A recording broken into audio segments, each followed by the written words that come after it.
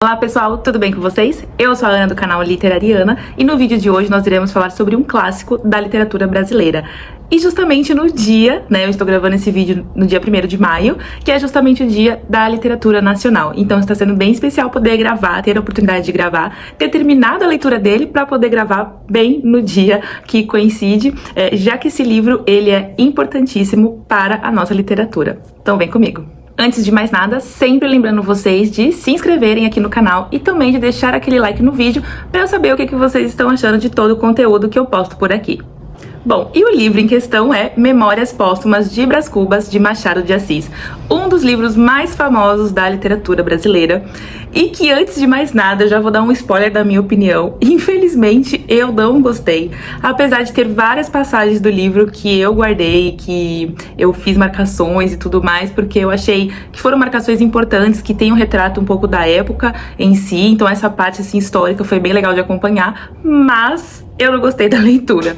Eu não sei se eu fico com muita sede ao pote. O outro livro do Machado que eu li, que foi o primeiro que eu li, é O Alienista, e eu sou completamente apaixonada por esse livro. Eu panfleto ele pra todo mundo. Eu falo que ele é um ótimo livro pra quem quer ter essa iniciação em livros clássicos da nossa literatura, porque ele é fininho, ele tem uma linguagem fácil, ele é engraçado, ele é extremamente divertido, aquele livro. Então eu fui assim com muita sede ao pote, achando que Memórias Póstumas, que é um livro muito mais famoso do que O Alienista, seria favoritado por mim. Literalmente era esse meu pensamento. Então eu tive uma grande decepção, porque tudo que eu achei de O Alienista, eu não achei de Memórias Póstumas. Eu não achei um livro fácil, eu não achei uma linguagem fácil, eu não achei uma história legal e divertida.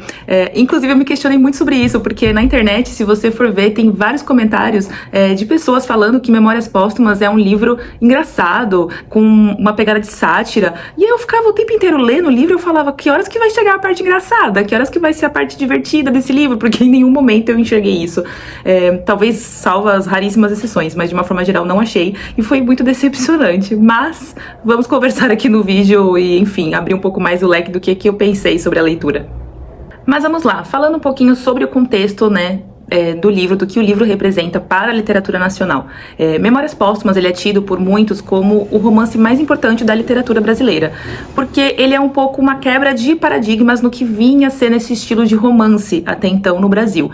Ele traz, na visão dos críticos, ele traz algo inovador no sentido de ser satírico, no sentido de ser divertido, no sentido de quebrar paradigmas, de não ser aquele romance onde tudo é água com açúcar, o mundo é cor-de-rosa, tudo é lindo. Ele pega na ferida da sociedade, porque claro que o Machado ele tem esse estilo de sempre trazer crítica social nos livros dele para a sociedade que ele via e convivia na época. Então ele acaba sendo um romance onde ele traz aquela realidade do que ele vivia. Então ele quebra esse paradigma de ser um romance onde tudo são flores, Ele traz algumas feridas, ele traz pontos onde ele cutuca comportamentos da sociedade. E tudo bem, essa parte é extremamente interessante do livro, porque de fato é muito importante e é legal de ver isso. Tem diversas passagens no livro, que o próprio personagem do Brás Cubas, ele retrata a realidade dele mesmo, como alguém da alta sociedade, do Rio de Janeiro da época. Ele retrata como ele mesmo sendo um personagem que usufruía do benefício que era a escravidão até então, de algumas passagens machistas, extremamente machistas, preconceituosas de vários sentidos.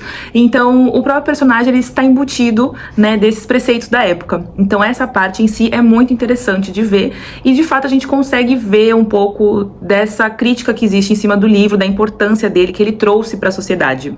E aí, falando um pouquinho da história do livro em si, um resumo pra gente não entrar em spoiler. Como a gente já sabe, porque assim, no título a gente já tem o maior spoiler de todos, Memórias Póstumas. Então, ou seja, a gente já sabe que o personagem principal, que é o Brás Cubas, tá morto. Inclusive, tem uma passagem do livro, uma frase que é bem famosa, inclusive, que ele fala que ele não é um escritor defunto, e sim um defunto escritor. Então, ou seja, ele ali já dá o maior spoiler do livro. Brás Cubas está morto, mas ele, depois de morto, vai escrever essa história do que foi a vida dele. E aquela vida, assim, que foi incompleta, foi cheia de desamores, ele tinha várias potencialidades diante da criação social dele, da condição social dele, de ser várias coisas, só que ele não conseguiu ser nada. Ele acaba infeliz, ele acaba sozinho. É até interessante porque no início do livro ele fala sobre o velório dele, que foi alguma coisa super importante, onde tiveram 11 pessoas. Aí a gente pensa assim, nossa, mas desde quando uma pessoa que é super importante, uma personalidade, né, da alta sociedade carioca, teria só 11 pessoas no seu velório?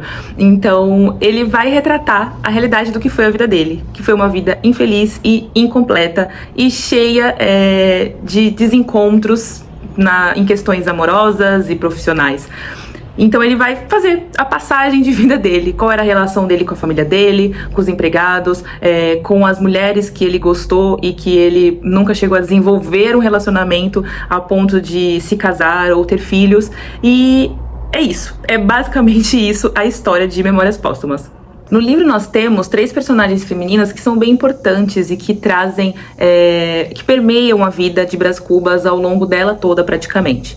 Que é a Marcela, que foi uma prostituta que ele se apaixonou, e ele gastava todo o dinheiro dele, o pai dele se apavorava com isso, e ele tenta largar dela ao longo da vida, só que ele teve vários encontros e desencontros com ela, então, mas nunca deu em nada.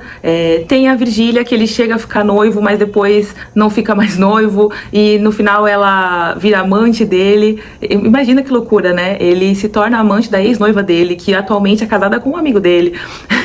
É maluquice, mas enfim, essa é a história dele com ela. E tem uma outra personagem, que agora eu não vou me lembrar o nome, mas tudo bem, que essa passagem do livro eu achei a coisa, talvez seja a parte mais engraçada, porque assim, é tão ridícula, é tão cômica, que chega a ser engraçada. Talvez seja essa uma parte satírica que a gente pode dizer. É uma moça que ele conhece e que ele se apaixona, ele acha ela muito bonita e fica ali criando expectativas sobre desposá-la, só que daí ele descobre que ela é coxa, ou seja, que ela manca, que ela tem um problema na perna dela e ela manca por causa disso. E aí tem uma passagem do livro que ele fala assim, tão linda, mas é coxa.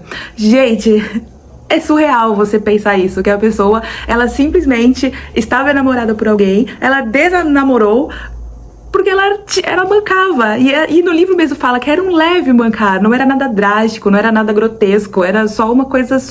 Mas ele não aceitaria. Onde se viu o Brás Cubas chegar na alta sociedade carioca com uma esposa que fosse coxa. Então, talvez seja uma parte assim que eu achei engraçado, porque, enfim, chega a ser cômico, né, uma situação dessa. Mas era uma realidade da época, então assim, a gente acha cômico, mas não estranha tanto, né? Mas elas são personagens que vão ali permear uma boa parte da história. Várias vezes o nome delas é citado e recitado, porque elas vão, entre os caminhos da vida de Brás Cubas, elas aparecem, somem, aparecem novamente. Então são personagens que são importantes. A gente também tem aqui um crossover, digamos assim, uma aparição do personagem que também é do Machado, super famoso, que é o Quincas Borba. Eu achei bem legal, porque hoje em dia a gente chamaria isso de crossover, né, de personagens de livros diferentes naquela época. Então eu fiquei pensando assim, Machado de Assis realmente é o que todo mundo fala, visionário, porque ele fez algo neste livro que a gente não encontrava na época, que hoje em dia pode ser comum em filmes, séries, livros, mas naquela época não. Então foi bem inovador também. E aí eu trouxe pra vocês aqui algumas frases que eu marquei, porque eu acho que são passagens bem legais da gente comentar sobre elas. Vamos lá. A primeira é: talvez espante ao leitor a franqueza com que lhe expõe e realça a minha mediocridade. Advirta que a franqueza é a primeira virtude de um defunto. Na vida, o olhar da opinião, o contraste dos interesses, a luta das cobiças obrigam a gente a calar os trapos velhos, a disfarçar os rasgões e os remendos, a não estender ao mundo as revelações que faz a consciência. E o melhor da obrigação é quando a força do embaçar os outros embaça-se um homem a si mesmo. Porque, em tal caso, poupa-se o vexame, que é uma sensação penosa, e a hipocrisia, que é um vício hediondo, mas na morte, que diferença, que desabafo, que liberdade. Eu acho que essa frase, ela retrata muito o que era a sociedade, não só da época, mas de hoje em dia. É até legal a gente falar o quanto a leitura de Machado de Assis, em O Alienista isso acontece também, aqui em Memórias Póstumas também, é um livro atual. Apesar de a gente ter essa linguagem, como eu falei, uma linguagem difícil, mais antiquada, né, da época, a gente consegue criar essa relação com os dias atuais. Porque essa frase, ela retrata totalmente o que é hoje em dia, da gente se mascarar e não se mostrar na totalidade para a sociedade, para as pessoas que a gente convive, porque isso pode não só magoar em certos momentos, mas também como pode nos prejudicar. Então, por exemplo, em ambiente de trabalho, profissional, como que você vai chegar e expor a realidade do que você pensa assim na lata, sem se prejudicar? É muito complicado. Então eu achei essa passagem assim muito atual. Aliado a esse ponto, tem uma outra passagem que fala: senhores vivos, não há nada tão incomensurável como o desdém dos finados.